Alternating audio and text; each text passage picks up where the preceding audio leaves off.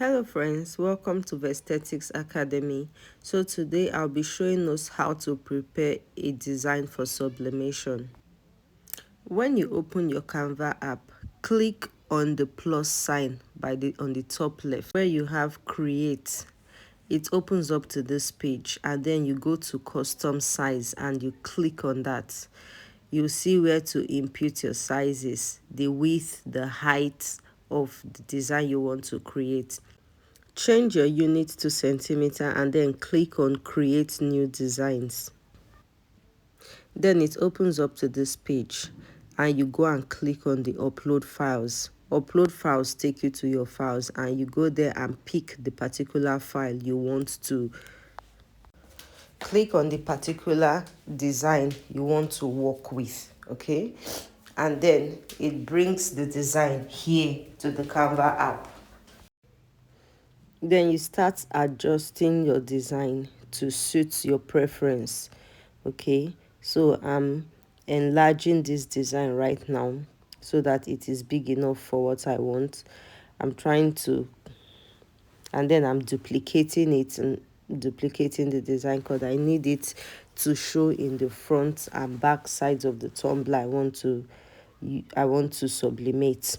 Okay, so I'm just trying to work on the design, adjust it to the appropriate size I want. Okay, when you want to expand it, you just click on the edge and drag. Click on the edge and drag. It resizes, or you can just click on your resize and then you impute the actual size that you want. Okay,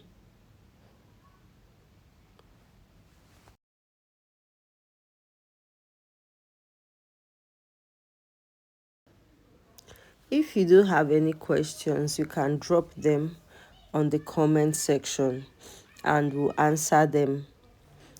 And if you have any inputs or any contribution or any knowledge you want to pass, you can also drop them on the comment section and we'll be happy to go through them. Thank you.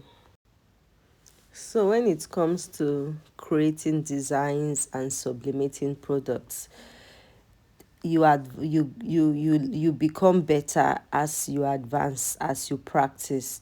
The more you create, the better you become.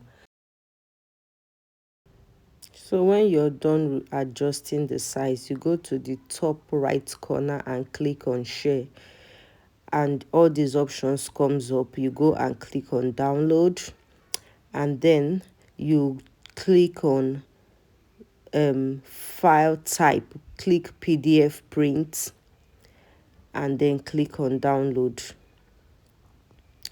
You use the RGB and then you click on download. The image is immediately automatically saved to your files. Okay, you go and rename it for easy identification or easy retrieval. You rename the image and then basically you're done creating your design. So the next will be to go ahead and print that design out. Okay, hope you learned something today. Thank you for tuning in. If you're new here, please, I'd love you to subscribe so we can learn and grow together. Thank you so much for your time and see you in our next video. Bye for now.